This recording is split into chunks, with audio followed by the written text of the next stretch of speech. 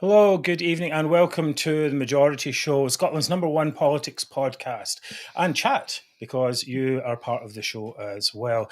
My name is Mark Devlin. I'm the host tonight, and I'm here going out on Facebook, Twitter, and YouTube with my co-hosts, Mark Zegveldt and Mary Devlin. How are you today? I am very well. Happy 2024, everyone. It's nice to be back. Good evening, and yes, same from me. Happy 2024. That's right. As a very special 2024 to you all. Wishing you good fortune, success, and love, says here. Anyway, Mary, what are you going to be looking at tonight? Well, I'm going to be talking about how the SNP and the Greens are taking Scotland's housing crisis from bad to worse. Okay, Mark, what have you got for us? I'm going to talk about the mythical red line that the Greens keep, which keeps going away into the distance, and whether they are an environmentalist party or an extremist party. Or an extremist environmentalist party, perhaps. And we'll all be looking at Humza Yousaf's 10K bribe and his fear of Labour, as well as talking a little bit about our predictions for 2024. Now, we would like to hear your predictions too, so please, if you have them, please send them in at the appropriate time. And also, in addition to that, we will have Zoomer of the Week. Right, so we'll be back with all that and much more in just a moment. See you soon.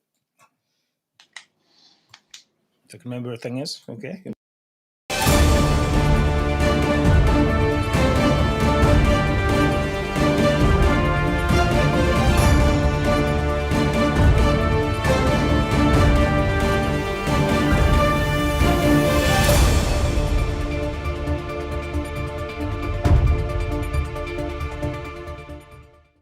Oh, okay, a new year full of new opportunity and broken resolutions, perhaps. As long as, well, if the SNP made it a resolution to win an election, then we know it's definitely going to be broken. Anyway, welcome back to the show. Our aim is a better Scotland without the toxic nationalism that is strangling Scotland's potential. I'm here tonight with Mark Zegveldt and also Mary.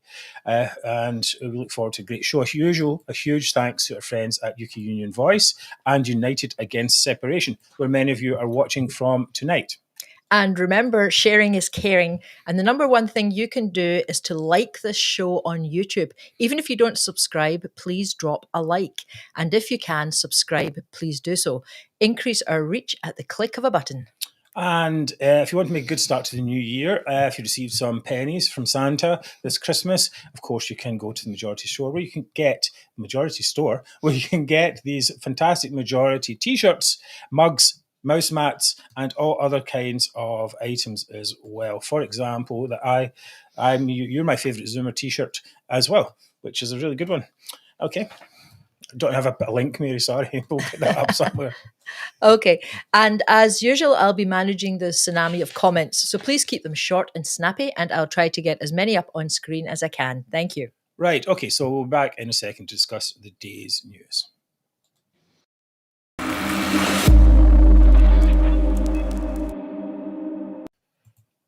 Right, so Humza Yousaf was at the University of Glasgow on Monday with his starting the year off in with neither style nor substance, perhaps offering a £1,200 bribe to Scots for... No, 10,000. Oh, sorry, did I say the wrong number? Yes, £10,200. £10,200 bribe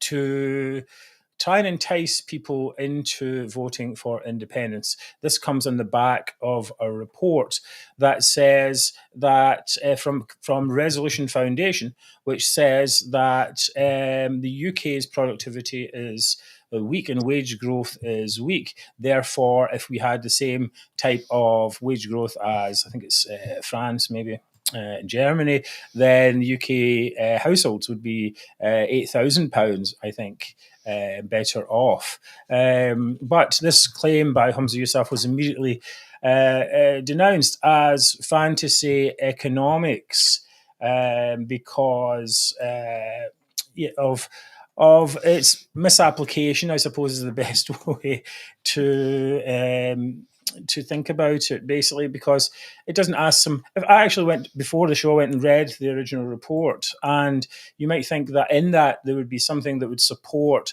Humza Yousaf's theory.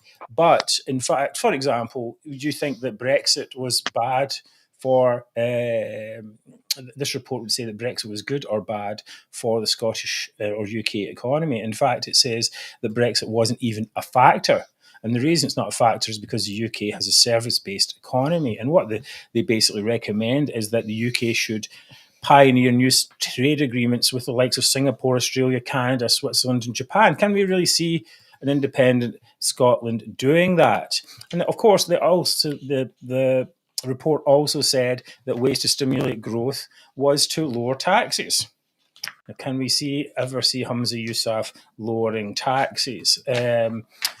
Mark, did you have any thoughts on this ridiculous speech that he made?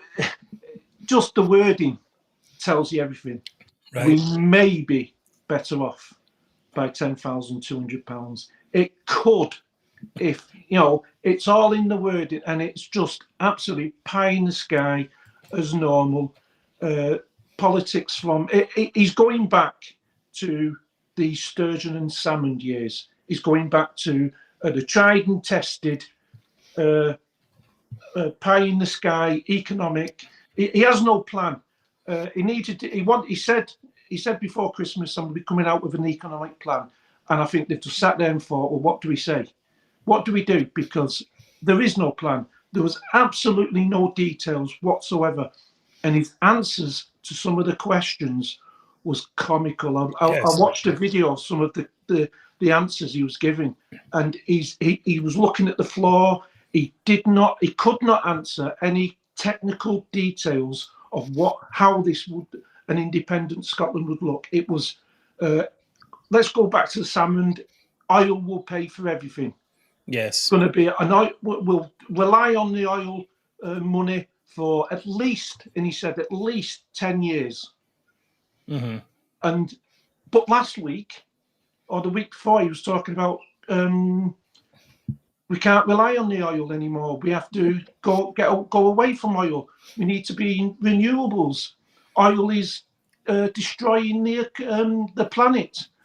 That's what he said when we were going to open up these new oil fields. Yep, and I've got the article right here. Humza Yousaf announces that it's a wrong move to open 27 new oil and gas licenses.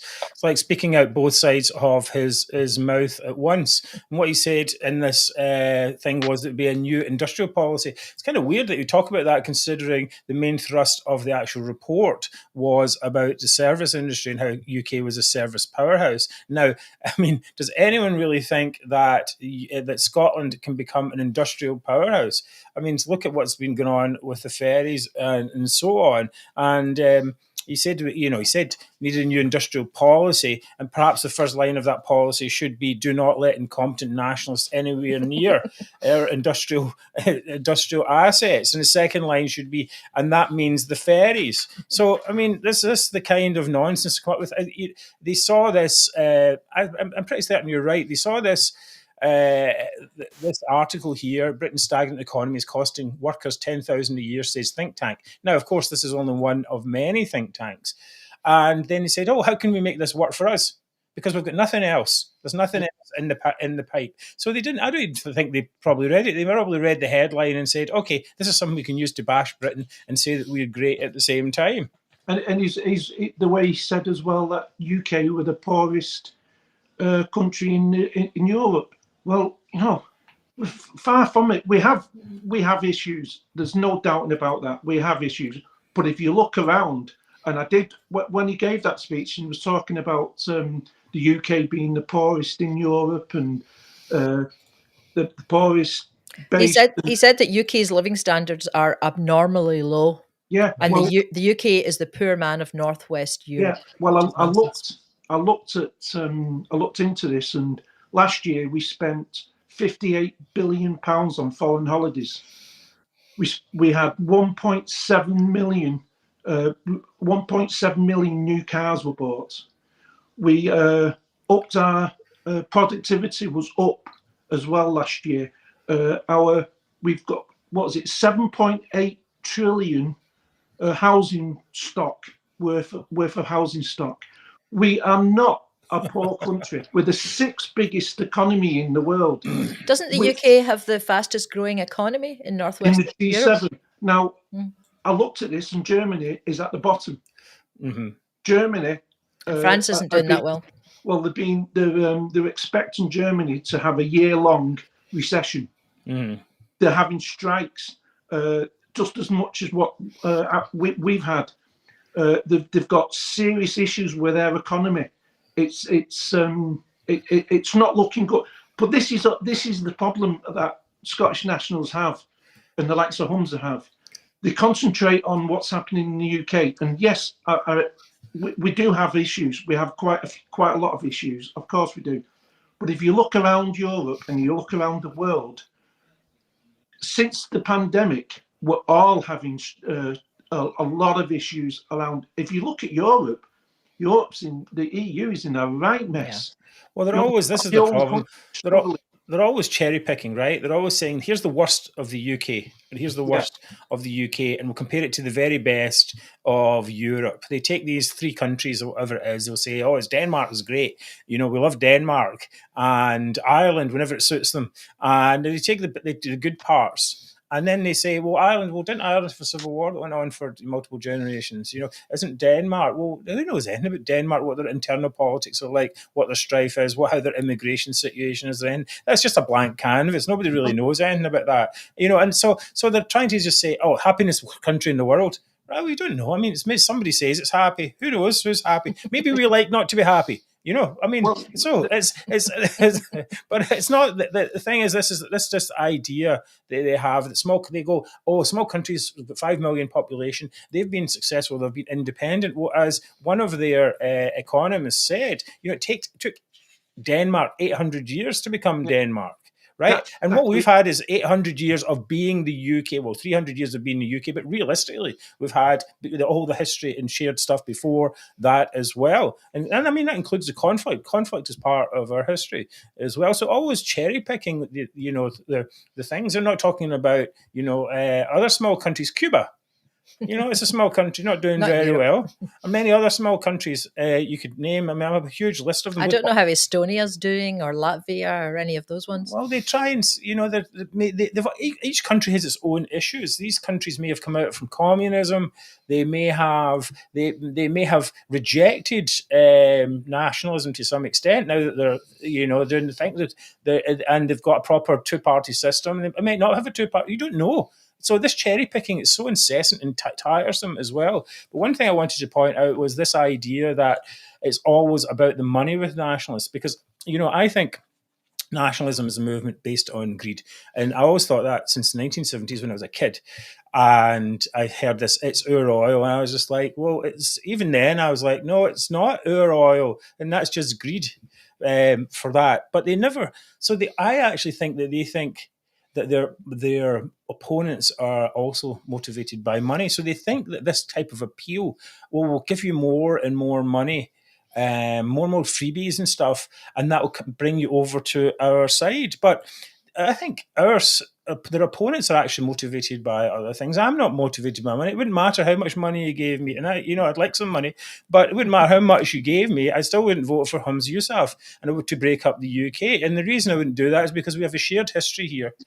Well, the main thing is we have a shared history, we shared culture, and we have a security, infrastructure, and so on. And we've got all the benefits of the UK. But the second part is, I wouldn't vote for people who would want to break us up. I think many people would be like, did you get money? But you got money, but your spirit was less. You know what I mean? And you know what I'm kind of getting at? It's like, it's not.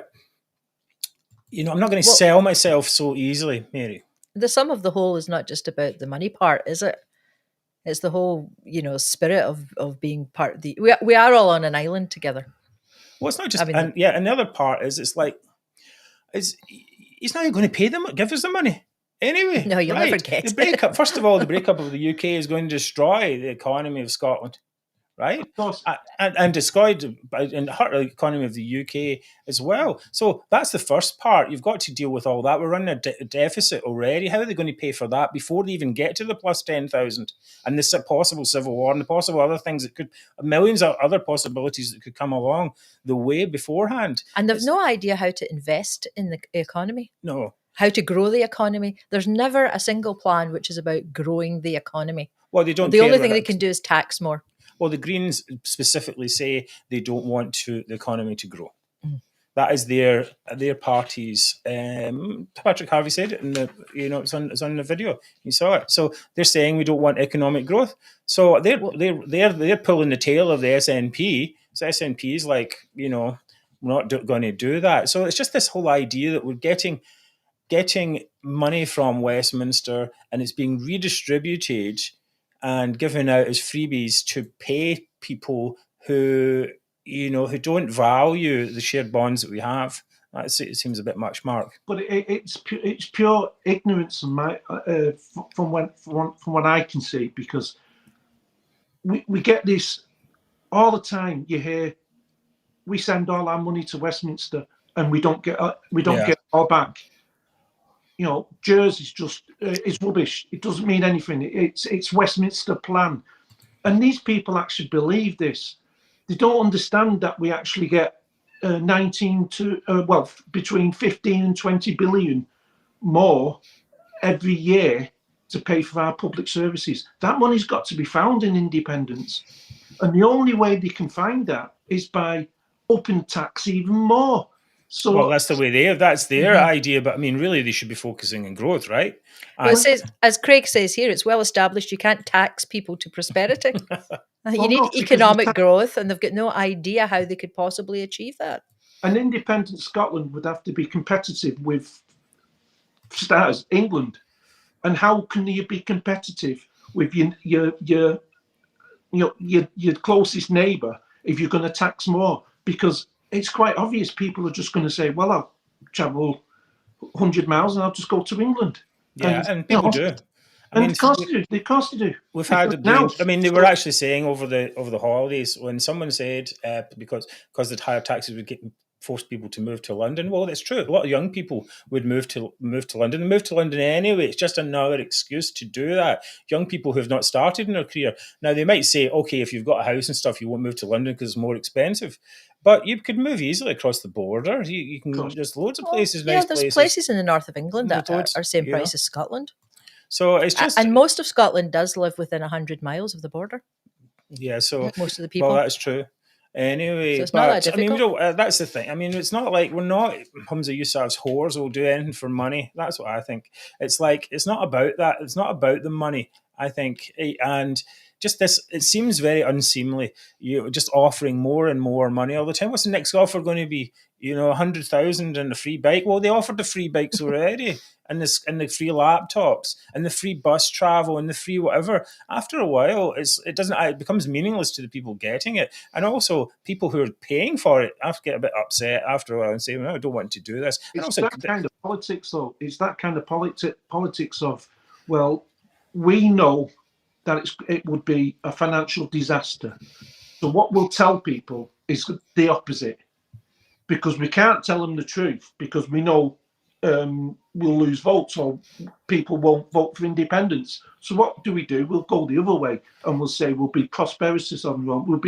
We'll be great on our own. And Humza said it. He said early on in his speech, he said, "This may take a while before we get there." Now, what's a while? Well, that reminds me of the thing.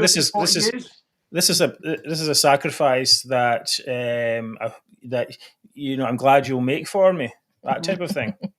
So it's that he's not going children will make for me. He's not going to feel the pain of it. He's going to maintain the power of it, right? But that's what they're interested in, really. But who gives? It shouldn't be a game of politicians saying, "I'll give you the biggest freebies." There should be an opportunity part in there as well. It's a two-way street. right? You should say, what can I do? Ask not what you can do for yourself or whatever it is, but for what you can do for your country. Not what my country can do for you, but and anyway, you know the quote. So that's the thing. It's a two-way street. What can people do for it? Okay, I can work harder, or I can do that because the government's incentivizing me to do that. This is not the way forward there. Do you think, though, that people, do you think that when he says this, that, Scotland, every person could be £10,200 better off? Do you think he believes it? Do you think that people around him believe it? Mark, Well, Do you think if he believes if he actually believes that, then he's an idiot. And it's that simple. It's that simple because we've already established he's an idiot. That's we know that. That's a given. But if he does believe it, then my God, because everybody who knows a little bit about economics and about the country knows if you're calling Brexit a disaster, my God, outside of our biggest trading partner, England, outside the second, the EU, that is an absolute, on our own, when the world is struggling as it is, it's the worst possible time for it anyway. It would be just an absolute honestly. Well, I actually don't think he does believe it. No, I think it, not in the sense of, I think he believes in it as this might work. Right, and he's so stupid enough to do that. I mean, really, what they should be doing is they should be saying, "Look, this is we need to start again and start from scratch." But they can't because they're too much in their own ideology. Okay, we're going to come back in a second, and we're going to talk Humza's woes continue with another bizarre interview. So let's have a look at that in just a second.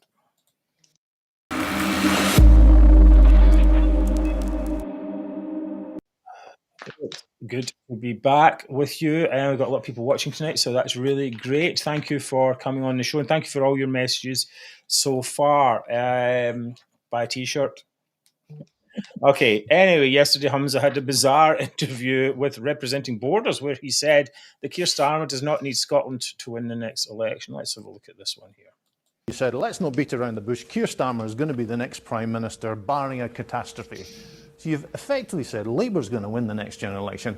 What point is there for people in Scotland, people in the south of Scotland, to vote for the SNP? Well, it's very clear. I mean, Keir Starmer's 20 to 25% ahead in the polls. So he's going to win. The high probability is he's going to be the next Prime Minister so of the United Kingdom. SNP? Very simply, because the SNP always stands up for Scotland. The SNP is second place in every single Conservative seat. So if you want rid of the Tories in Scotland, well, the way to do that is to make sure you want rid of a Tory government. The way to do it, Labour say, is vote Labour. Look, Keir Starmer does not need Scotland to win the election. That is the point. He is going to be the next Prime Minister of the United Kingdom. Now, the choice for the people... You would say that was democratic outrage if it was just English Labour MPs. My point is this, is that if you have a bunch of Scottish Labour MPs, are they going to really stand up for Scotland, or will they be standing up for Keir Starmer? You say you don't want to hypothecate a loss, but if there's a big loss of SNP MPs, will you take responsibility? Would that be a resignation matter? You can ask the question 100 different ways, Peter, and I admire your indefatigability in doing so. But the answer will be the same. I don't hypothecate a loss. Ultimately, look, whatever the fortunes of the SNP, ultimately are my responsibility. Of course, they're my responsibility. I'm the leader of the party. But my intention is to win that general election, and that's what I'll be doing from now, every day until that general election. First Minister, thank you very much for your time. How is he going to win this general election? I mean, only standing in 59 or 57, whatever his seats to begin with. Oh, he's so smug, so condescending. It's hard to watch, and his manner is not appealing. He's got a very unappealing manner. It's like, I'm right, and there's a few things in there. Patronising. That's the word, Mary. That's the word. Patronising. No difference between Labour and the Tories. Labour will win without Scotland. How did he pronounce that? I don't even try. Don't even try. George Galloway did it better. The Tories have 6 seats in Scotland, so vote SNP to keep the Tories out. Only SNP gives Scotland a voice. Labour MPs don't care about Scotland. right? Just full of, quite frankly, insulting comments. Whether you're a Conservative MP or a Labour MP or an SNP MP, perhaps that's what you do. You got it because you do care about what's going on here. So your vote is wasted if you do that. So let's take his claim at face value. The SNP can only gain 6, but the SNP can gain. He wants people to fight the Tories in Scotland, but there's only 6 Tory seats in Scotland. So how does that really work? Because Labour actually could gain 20 seats from the SNP. Now, Labour's the one that wants to win. So why is he saying beat the Tories in Scotland, but not then saying anything about Labour? All the seats he's going to lose. Mark, any thoughts on this ridiculous nonsense? Yeah, he's desperate. He really is desperate. He's a desperate man. He's been looking at the figures and he knows that his party's in complete trouble. They're a disaster, and he knows it. And he's coming out with some really bizarre things. He did it at the Rutherglen by-election. The things he was saying, vote SNP for change. What? I still can't get over that one. Right. Vote SNP for change. Like, the man is an absolute fool and he's desperate. He's really desperate. This idea of you don't need to vote Labour because they'll win the election anyway. So I'm actually surprised. So you may as well vote SNP. Yeah, I'm surprised they put that on because I actually posted that as a joke. When was that? A long time ago, 9 months ago at least. This is what they're going to come up with, and and they've actually now made it into actual policy. But the thing is, we all know that as general elections campaign gets to the end, it should narrow. In theory, they generally do, the difference between the two parties. So there's a chance it could end up in a hung parliament, perhaps. What he's seeing is a mass exodus from the SNP to Labour. And what he's trying to say is, well, you don't need to go to Labour because Labour are going to beat the Tories anyway. So you don't need to go. So please stay. So that's what he's trying to say. Right. But the reality is that, in fact, Labour does need Scottish seats to win. I've got the list here from David Griffiths, our expert, Mystic DG, who hopefully will be with us next week or the week after. He's an expert, and he points out that when Scotland voted Labour, we got Labour governments in these years: 1945, 1950, 1964, 1966, 1974, I think that's twice, I've put it in twice, 1997, 2001 and 2005. All times where voting Labour made a difference, or at least if you voted Labour in Scotland, you got a Labour government. They can't win a majority without Scotland. Well, they could, but it makes it a lot harder, right? You don't think they can? Realistically, they won't. I don't think they can win a majority without Scotland. Labour needs Scotland. There's no doubt about that. It's a possibility, but not realistic. Yeah, it could, but I personally don't think they can win a majority without Scotland. And also, it's a kind of a weird thing to say. It's like, we'll rely on Labour voters in England to get the Tories out of government in Westminster, and we'll just fanny around doing whatever we're doing up here. So it's their responsibility to deal with the whole UK. I mean, that's actually a little bit sick, I think, as well. Just to the other side of that, of course, is that when in 2015, 2017, 2019, Scotland voted SNP and got Conservative governments. So now there's quite a big discussion about this. I think today Nicola Sturgeon entered the fray. Don't be fooled by Labour's arithmetic fallacy. Well, she might know something about adding up numbers that, like 100,000 for a camper van and so on, and that don't really come to anything. But I think they're going to full scale attacking this, which shows that they are very, very scared here. Now, yesterday I read this article by Kenny Farquharson, who the Times appeaser-in-chief, and almost every article he's ever written appears like it was written by a nationalist, even though he said he would still vote no. He would vote no to independence even now. He says SNP supporters are scunnered, so they'll vote Labour. Well, welcome to the party, pal.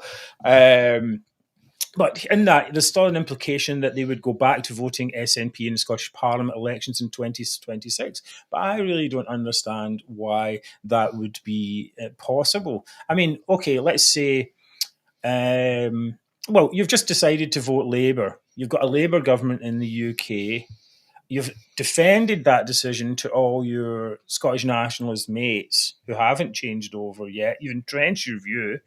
What's going to make you then say, right, you know what, I voted Labour in the last one, I'm going to go back to the SNP in this one? I don't understand it. Can you see people going back in decent numbers? To this, no, because the problem Humza's got is the amount of promises Sturgeon made about leaving the UK and having a referendum. It got to the stage now where in the thousands, they're starting to turn around and say, this is not an independence party anymore. That's right. And they will not vote for the SNP. Now, where they go to, the majority will go to Labour, some will go to Alba, and I think a large percentage will just not vote. Will just not vote for any party, and that's my feeling, is that we're going to see a pretty low turnout, and I think, like Loverglen, SNPs will just sit at home. Yeah, actually, I was on Wings Over Scotland's feed yesterday, and that was, they were talking about what was the best way to spoil the ballot. I'm like, this is great. You go ahead, be my guest, draw the cock and balls on it if you like. That's whatever you want. But you just stay at home, or save yourself the bother, stay at home. I mean, spoiled ballots, right? Okay, you got a big protest there. I think this issue, I think, is that if there's a possibility that Scotland could become independent, or there's a political party that has a chance of doing that, people might be well prepared to take the chance. But when it becomes when the road is blocked, then why would people vote for something that can't happen? Now, the SNP could change its tactics, and it could go for more like we are better at looking after Scotland than other people, and they're trying that. But other people are like, well, wait a minute, that's not necessarily true, especially considering the history. So, so this, I think when they begin to lose momentum, they lose a lot of momentum. And up until now, Sturgeon, by making the promises that you mentioned, Mark, has been able to keep it going and keep the fire going, and saying we're de facto referendum and all that. But now they're just completely at the end of the road. Anyone looking at that, Humza Yousaf and his performance in these two segments we've shown, just go, really?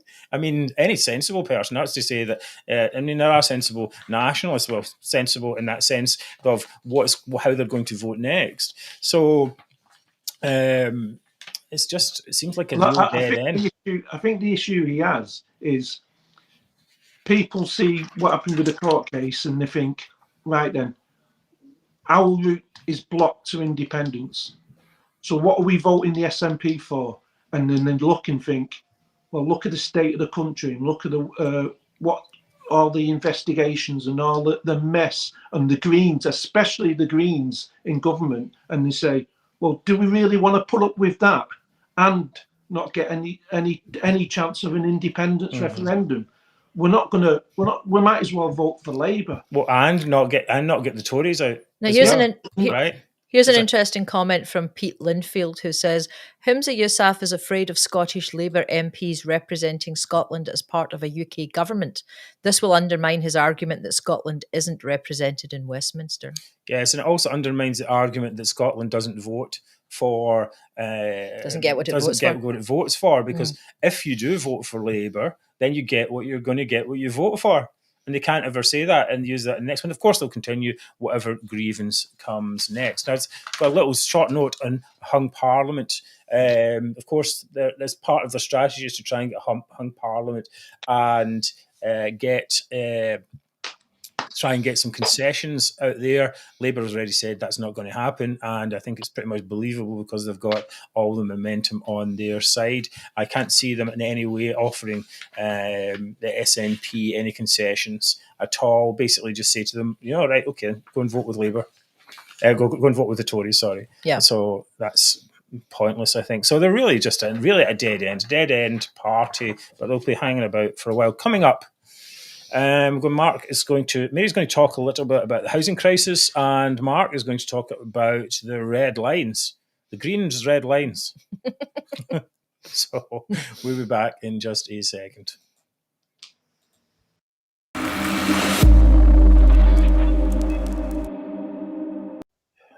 Thank you for being with us tonight. We hope your new year is going well so far. I was sick for between my birthday, it was just before Christmas, and a few days ago, so it didn't go that great for me, although I was well looked after by a certain person who's in the bottom screen there. Thank you, Mhairi. So anyway, Mark, you heard you weren't that well either as well. No, it's been a bit of a bug going around, so it's not too good. Well, anyway, I hope we all recover. Well, let's hope our viewers are all in good health. That's it. Right, Mark, you're going to talk a little bit about the Greens and their red lines. Yes, the Greens and the mythical red line that keeps changing and going further and further. We saw it with the GRR bill. That was a red line. They had to take this all the way to the Supreme Court, or that was it. Mm-hmm. Suddenly, that changed. Now we're having it with the oil. Now, the Environmentalist Party, they keep saying that oil should be this transitioning away from oil. Then all of a sudden, Hunter turns around and says, no, we're going to be relying on oil for the next at least the next 10 years. I never heard one Green MP or one Green member come out and say, no, that's a red line. Silence. We had Chapman and Greer coming out about this ridiculous new policy that they're wanting to law that they're wanting to make about the gender issues, and parents could be getting up to 7 years jail if they stand in the way of their kids changing, having treatment or changing gender or whatever they want to call it. 7 years. It's an absolute. If this goes through, I'm not joking. I think it's going to be one of the most. It's one of the most disgusting things I've ever heard from a government. Overreaching the power and taking all the power away from parents, telling parents that you cannot stand in an 8-year-old can turn around and say, I want to change my gender and I want to have all these hormone injections and things like that, and I want to change my gender, and the parent cannot stand in his way, or they could face a jail sentence of up to 7 years. Yeah, that's an absolute. Well, the government is not supposed to get between parents and children. Well, it's a big thing of the Greens, though, that they want to get in between with various forms of indoctrination and policy as well. But SNP has formed on this as well with the Named Persons Act, which was struck down, and of course gender recognition certificates and so on itself. This particular issue, we'll take a little side in this issue because I actually know some parents who have been going through this with their child, and it's a real problem for them because what the Greens have basically said, and unfortunately it's become public parlance now, is that any kind of discussion with a young person who has gender issues is now classed as conversion therapy. And this, of course, comes from well-publicised cases over the decades about gay conversion therapy, which has been banned.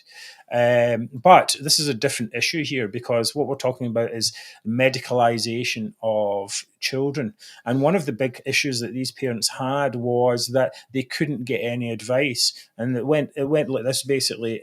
If they went into the NHS, they would be referred to, say, Sandyford Clinic, or they'd be referred to a gender specialist.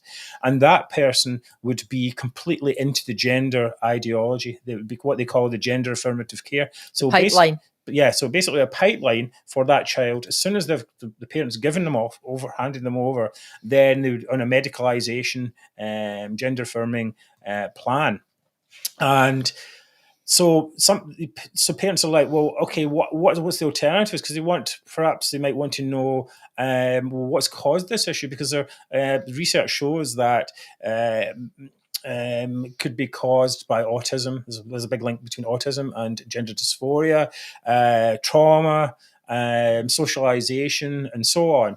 So bullying. It can be caused by sexual abuse as well. Things like that. So you would want to know if your child had ever been subject to any sexual abuse. If you go to the NHS, they won't deal with any of that. They'll just say, no, your child says they want to change gender, so we'll go along with that. So, and if parents go private, the private therapists don't know anything about it, because all the gender ones are in the NHS. So it's a real challenge for people. So basically what they've done is they've managed to make it so that parents can't get advice from the private sector and they can't get advice from the public sector. And if they try and challenge what's going on in the public sector, then they're going to be criminalised and get 7 years in jail. And the big issue as well is that kids in schools are getting brainwashed by all these Stonewall and all these other... That's the other part of it as well. And mass socialisation across social media and other places as well, where kids find themselves in a bubble where they're naturally anxious about their bodies, and about growing up and about their sexual and it used to be sexual identity, but now because of all this stuff, they've put this gender thing in there as well. So kids are anxious enough already, and there's a whole bunch of people out there who are just like, yeah, you can solve all your problems by going along this path, whether it's right or wrong for kids. So it's a real minefield, and the Greens, especially Maggie Chapman, and is right at the front of that to try and make it into part of our actual policy. So you have to wonder, what is this party, the Greens? What are they? Because they're not an environmentalist party, because when environmental issues come up, like the oil, they go quiet. No. But they talk about the gender issues. So what are they? Are they an environmentalist party, or are they an extremist group? And I put them into the extremist group, because if you look at all the policies that have been brought forward, and it's the Greens that are pushing quite a lot of these, the family values, your freedom of speech is all being eroded with these, and the policies that are coming through, and a lot of them, the policies are just not workable. They're just not. I don't even think they're legal. A lot of these policies. No, they're not legal. No. And I think a lot of the problems, someone mentioned there in a comment, why are we electing these people? The thing is that they're barely elected. They are products of this broken electoral system that we have in Scotland that allows list MPs to get into government. Right. I mean, and this is one of the benefits. You know, I used to perhaps be quite interested in proportional representation. Sure, of course, if you're a small party, you want to get your say. But the problem is it breeds extremism. It breeds people like Maggie Chapman on the list, who then you go into are in positions of power. See how many positions of power she's in. She's in all through the Scottish government.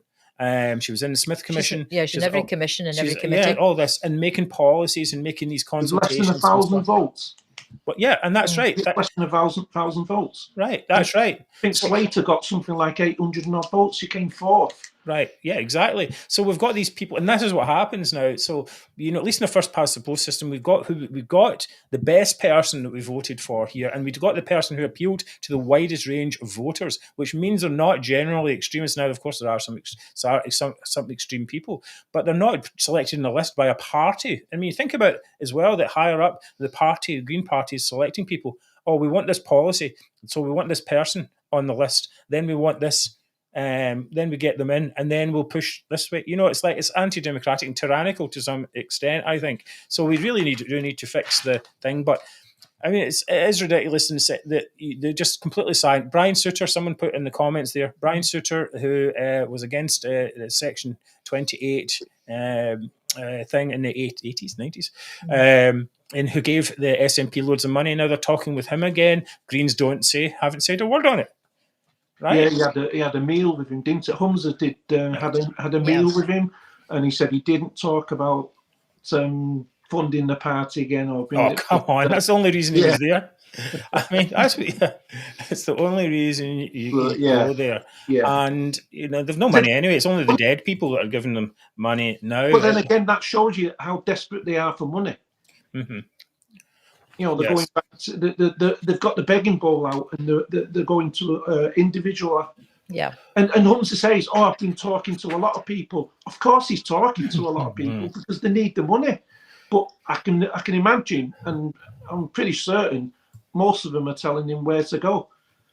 Well, it seems the red line for the Greens is somewhat elastic, and it depends on how much power they have or stand. And they don't want to give up the $100,000. Yeah, of course. Year job that they've got. Would you? I mean, would you give it up? I don't know. All right, next coming up soon. That was good, quite good discussion there. Coming up soon, Mary's going to talk about the housing crisis. I'll be back in just a second.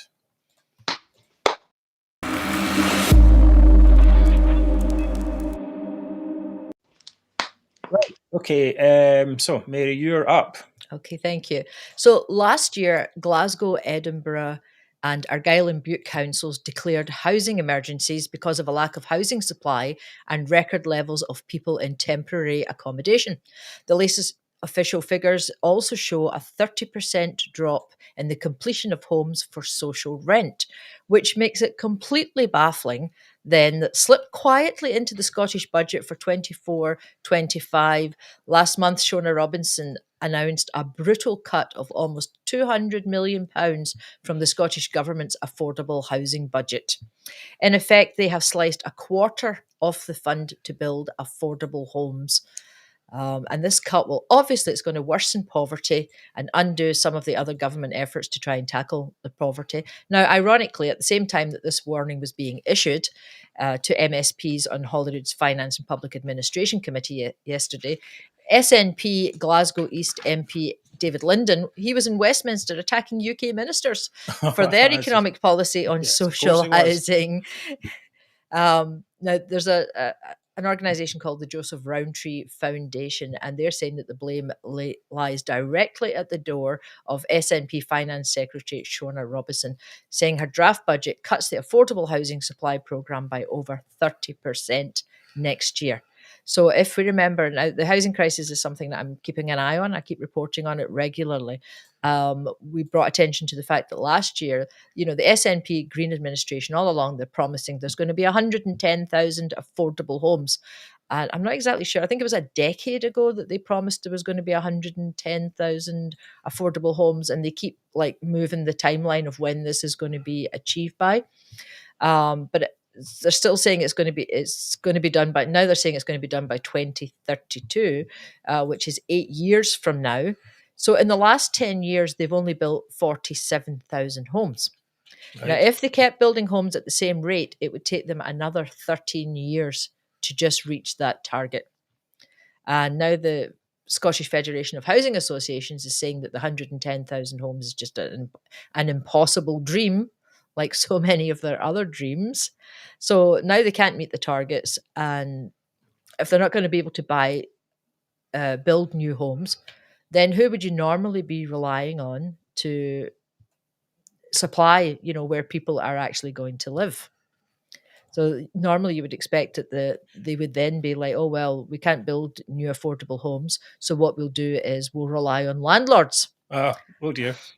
Oh dear, yes. Because as we regularly report, also the SNP and the Greens seem to hate landlords, and they're doing just about everything that they possibly can to drive them out of business. Mm-hmm. The Scottish Housing Regulator estimates, for example, the Scottish Housing Regulator estimates that the cost to landlords of implementing the new SNP Green proposals just on raising energy efficiency standards in homes, right? So just one policy, the cost is going to be about is going to be over £9 billion. That's Right. just one of their policies. It's estimated the cost for a flat to bring it up to the energy efficiency standards. The cost for a flat would be about £28,000, and the cost for a 3-bedroom semi-detached house, an average one, would be about £43,000. And that's just one of the policies. Well, you could build a new house for that, entirely new house for that amount. I don't know if you get a new house for £43,000. But you know what I'm saying? It'd go a long way to building new homes. As someone else says in here, we're trying to. The Scottish government is quite keen to import lots of people. It's leaving from Palestine, according to Humza Yousaf.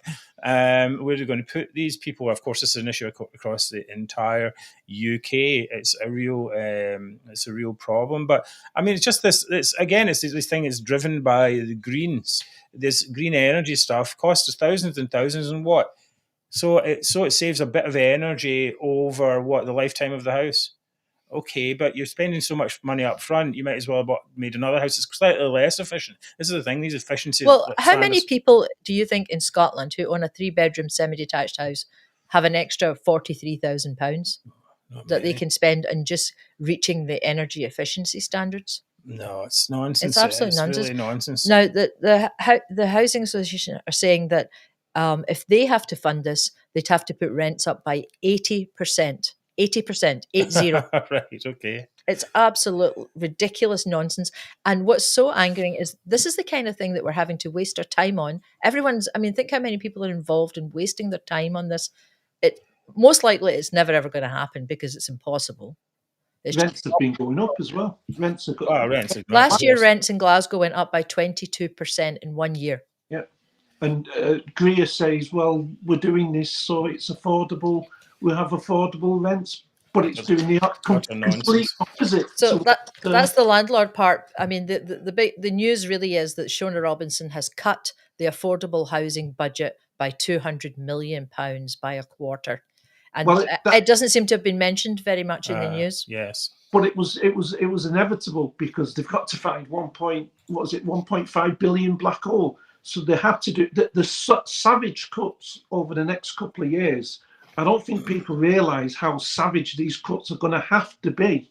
But the thing is, they're not cutting the things that they should be cutting. Yeah, they're making the wrong cuts. What they're doing is they're saying these high value, these kind of obvious, or let's say headline cuts. Maybe say that you get some headlines out of it, but the real money has been spent, and we suspected this for a long time. That real money has been spent in welfare programs, and that's where the money is going. All the money that's come from Westminster, all the money that's from these tax raises, all the money that's been not going to local authorities.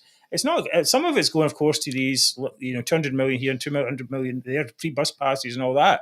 But most of it is just basically going into the welfare. It's budget welfare and public sector salary increases. Yeah. So they won't cut those because they don't generate headlines. That's it. And also they're idiots. They don't understand that's what they can cut. That's what they should be cutting because they just given all those big pay rises to public sector workers. Well.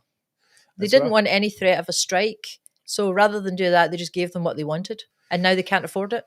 No. So, I mean, basically, they need to cut. I mean, to attract business growth means that you need to concentrate in the private sector, not the public sector, not redistribute wealth, but use money to, if you can. I don't even think it's a particularly good idea to try and generate growth. None of that's they're not interested in any of that at all.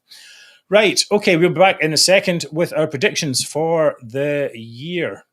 It's an exciting moment. Anyway, go back.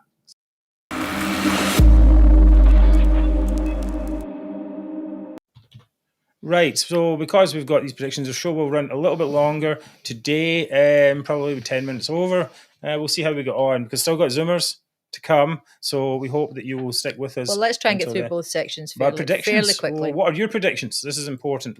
Send in your predictions as a text there. Now, some of those are obvious ones, and we'll get to those in a second. Maybe some of your thoughts are not so obvious. Maybe we will highlight those. Okay, Mark, you're going to be up first. Yes. Actually, on this. So your predictions, and first one's pretty obvious, I guess. My prediction is that they're going to lose between 30 and 35 seats at the next general election. Right. And that will cause chaos in the SNP. They're going to panic, and there's going to be a leadership contest someone's going to challenge Humza with this. And my last one is more financial scandals from the SNP will develop over the year. Well, that seems like a bit of a given, I guess. Yeah. I mean, let's go through this in a little bit of detail. Okay, they're going to lose these seats at the general election. Humza Yousaf is going to he's going to lose the next thing. Kate Forbes is going to come in, going to be Tartan Tory in charge of the party. Do you think she can get elected?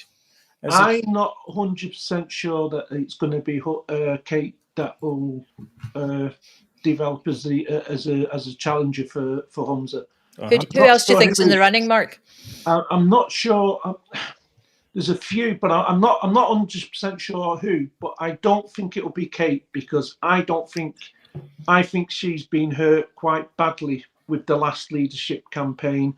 I think it got very personal for her, and personal attacks from within the party.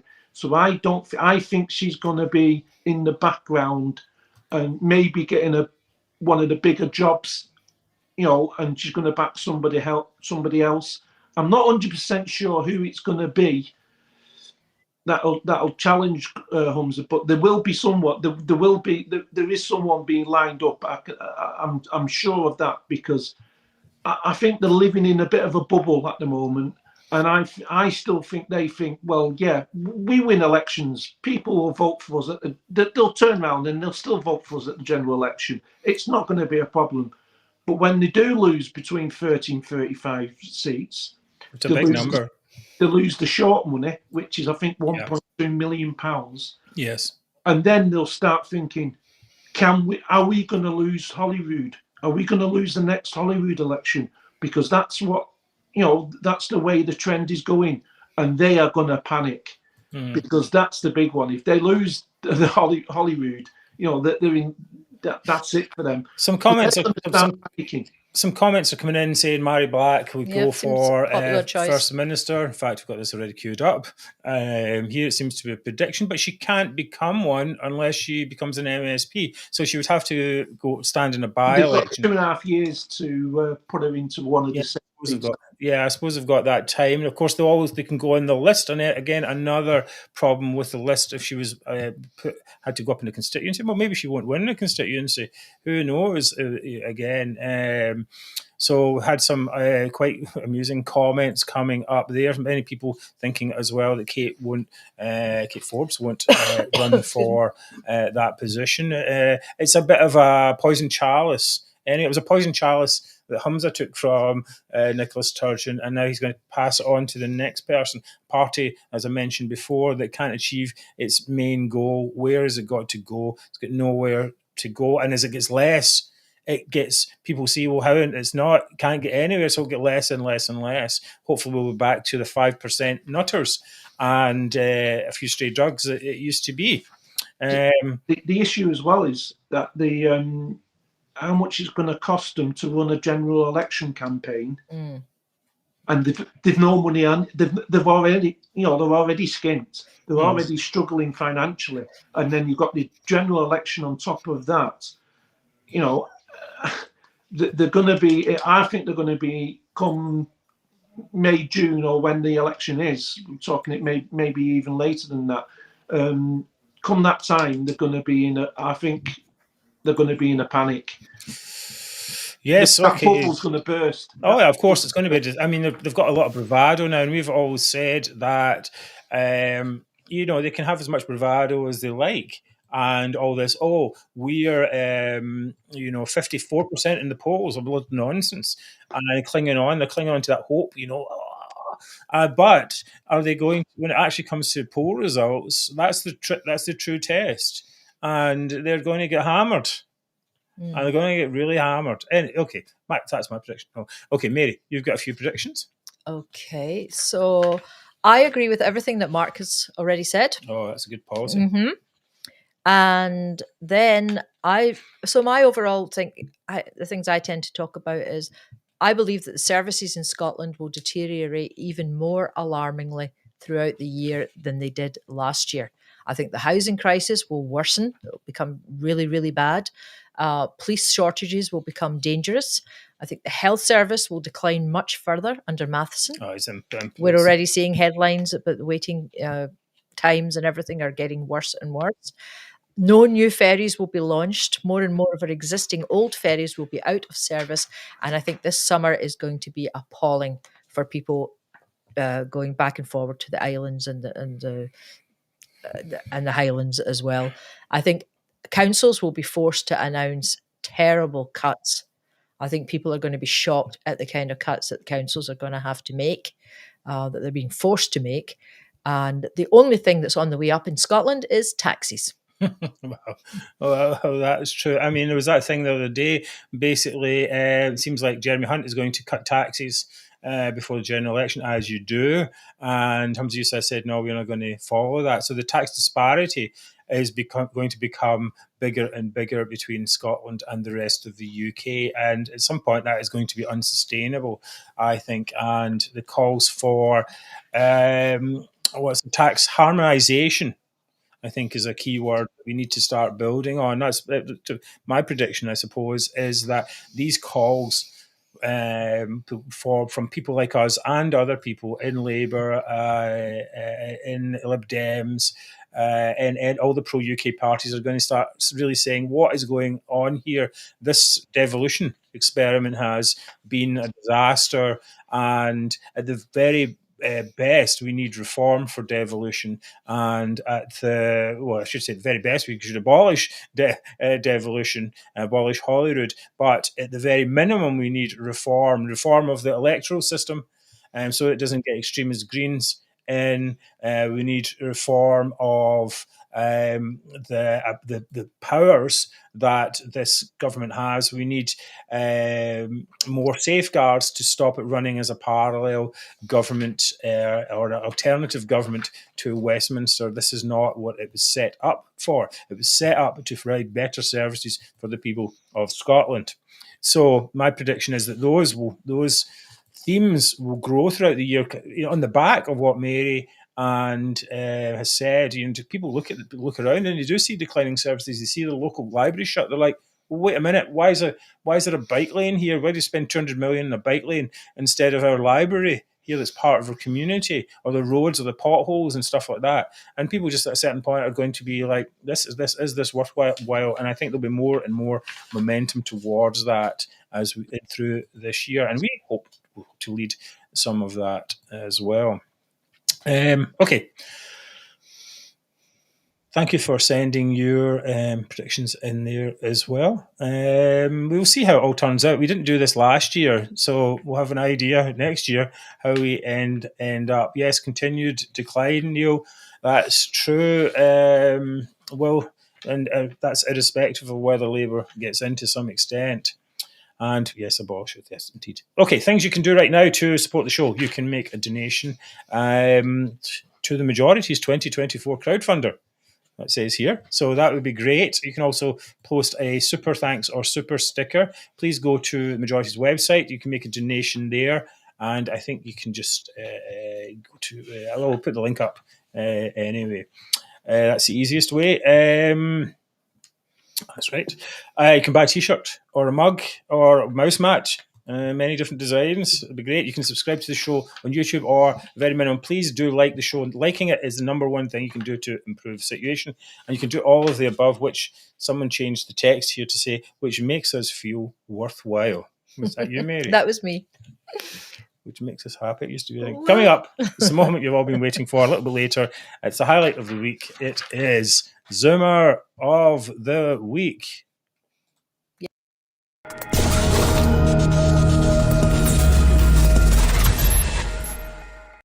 Right, okie dokie. My Zoomer of the Week is Tommy Sheppard for his claims, not under a claim, his calls for unity in the independence movement. Here he is here. He said, we need to be very clear. Oh, he was writing in the Sunday National, and he urged Scots not to abandon the party in favour of Labour. to ensure the Tories lose. I don't know. There's no logic in that, really. If you want the Tories to lose, vote Labour. It's pretty straightforward. We need to be very clear, he says, with the electorate. This year's vote is about whether the journey continues, whether we can create circumstances to move towards our independence. And with a corrupt first-past-the-post system, already mentioned, the only way to do that is to vote SNP. If the SNP lose the election in Scotland, the debate on independence stops. That's why we must put aside our differences and unite. Now, it's an ultimatum, I suppose. And the headline, of course, was if the SNP lose the election, debate and independence stops. Well, it will continue to some extent. But I think the call for unity is what made me laugh, because, I mean, this is a party just in a leadership election that showed it was half gender cultists and half Tartan Tories. Plus a good dollop of Gaza nonsense in there as well. Terrorist supporters, you might say. Zero chance of uniting with Alex Salmond. And if anything, the SNP and Greens are going to break up. There's not going to be much unity. After this election, general election, it will be like a knife fight in a phone box. So the blood will be everywhere, and there will be no survivors. Everyone is going to come out bloodied, bruised, and battered. So Tommy's claims are going to fall on deaf ears, but don't worry, he made a good wage out of it all the way. So good work if you could have got it at the time, but now the party is over, and hopefully, in more senses than one, hopefully Tommy's party, in more senses than one, is over too. For that reason, he's my Zoomer. Right, Mark, you come at second. Mine is going to.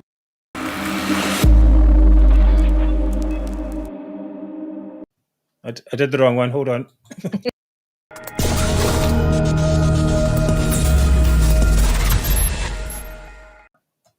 Right, you're up now. Mine is it's the obvious one. It's Humza. Humza useless. He's my Zoom of the week for his speech in Glasgow, for his attacks on Westminster. We went through it. The attacks on Westminster, the fantasy economic plan, the old. Well, I'll go back to the oil and gas that Salmond used in 2014 and Sturgeon's used in the past. Of it's going to pay for everything. Oil and gas will just, will pay for independence. We'll all be £10,000, £10,200 better off. It's just nonsense. Just nonsense, and to be honest with you, it's tiresome. And the cost of that paper as well. I think someone said it in Parliament today. It was over £100,000 just to produce this paper. You should give us £100,000 and we can produce a one-page report on the prospects of Scottish independence. No, it's not going to happen. There we go. Give us 100,000. That'll do us. Thank you. And how many of these papers are there? Millions of them. Millions. Yeah. You remember when our biggest thing was about saving trees? We had to save trees. We had to not use paper because it was killing trees. Well, they're using an awful lot of paper and a lot of electrons as well. And it's all blank. He's reading off his paper, but the first page is just all nonsense, and the rest of it's just blank. Save the trees and our sanity as well. As someone pointed out, but just there, by the time they give us £10,000 each, cost of living will be multiples of that. Anyway, Mary, you are up in just a second with your Zoomer.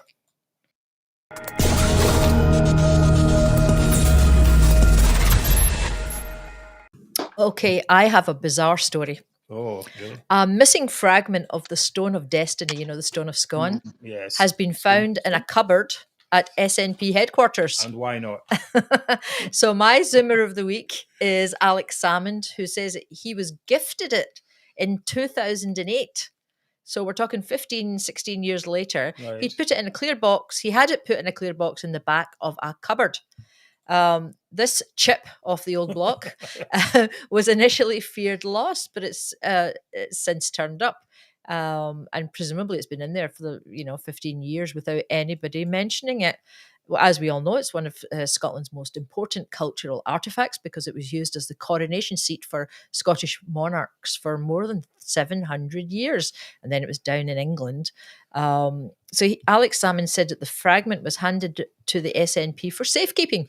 Yes, why? Why? After and then he checked with Historic Scotland that it was not wanted for the public collection. But Historic Scotland are now saying that they don't have any record of that check taking place. Then Salmond has actually got the audacity to say, he said, I was accused of having stolen the fragment and its return was demanded to someone somewhere. And then lo and behold, it turned up in SNP headquarters at the end of the week. No doubt this came as a red-faced surprise to the Blue Tory gang. That's what I know. I read that as well. That's I was like, what? Nonsense. But bringing some sense back to the conversation, Scottish Secretary Alistair Jack said Salmond should not have accepted the gift in the first place and called for it to be put on display alongside the rest of the stone. How big is it? I don't know they haven't actually said how big it is. Do you want to hear the story behind it? No, they dropped it or something, right? No, it was, you remember in 1950 when the 4 students broke into Westminster Abbey or something? Yes. They stole the stone.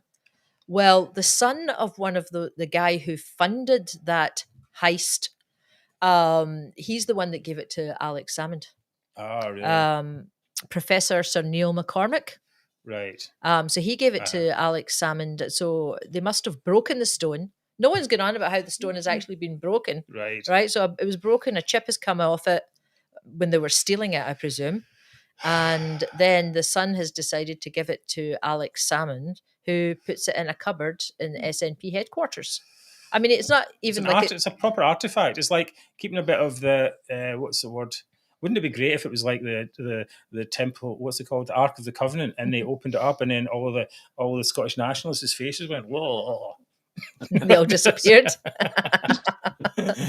Wouldn't that be great? I've watched that film. So it's absolutely not. I mean, this guy had it for 46 years or something. Stone of whatever it is, Stone of Destiny. It's yes, Alex Salmond and the Stone of Destiny is the latest from. So I think that's a real zoomer. Oh, it's quite good. It's a very strong candidate. It's a zoomer. Handling stolen goods, as David says. I mean, it's not like it was even stored in the Scottish government, right, building or whatever, right? They put it in the safe in the Scottish government buildings. It's at the SNP headquarters. It's like, what the hell is the SNP doing with it? No, it's not good. Well, they had the chip. I don't think they ate it. But anyway. All right. Okay, Mark, you get to decide. Well, I was going to go with Humza because I thought it has to be Humza, but just for the story itself, I'm going to have to go with Mary's food. Yes, I'm going to have to. It's very good, Mary. You are the winner. Why not you? I have to write in Alex Salmond. Hold on. As the Zoomer. That is a great Zoomer story to start the year off. That's right. Says Grumpy Git says they always have a chip on their shoulders. Maybe that's where he's had it on his shoulder. That's it. A bag of potatoes on his shoulders more than a chip. Anyway, okay, great. So we're so glad to have had you with us tonight on a slightly extended show because we did a few predictions there. And we hope that you enjoyed being with us on Scotland's #1 politics chat. My thought for the week is 2024, the year we finally see the end of the SNP. Well, we hope so, but it will still need work. We need to keep the pressure up and push wherever we can. For us, the majority of Scots who reject the idea that the UK should be broken up and who voted to say so. Our voices are being heard better than before, but this year we need to make them louder than ever. Hear us roar. Thank you for your support. We will see you next week. Take care, everyone. You're not going to say good night? Sorry, good night. I'm actually reading this comment. I thought it was funny. Just wait for the sequel. Humza useless in the last indie crusade. That's a good one, isn't it? Good night, everyone. Thank you very much for your comments. There's been hundreds tonight. Right, great. So good evening. All right. So we'll see you again. When is it? It doesn't say when it is. Next week. Wednesday. Thank you and good night. Good night. Good night, everyone.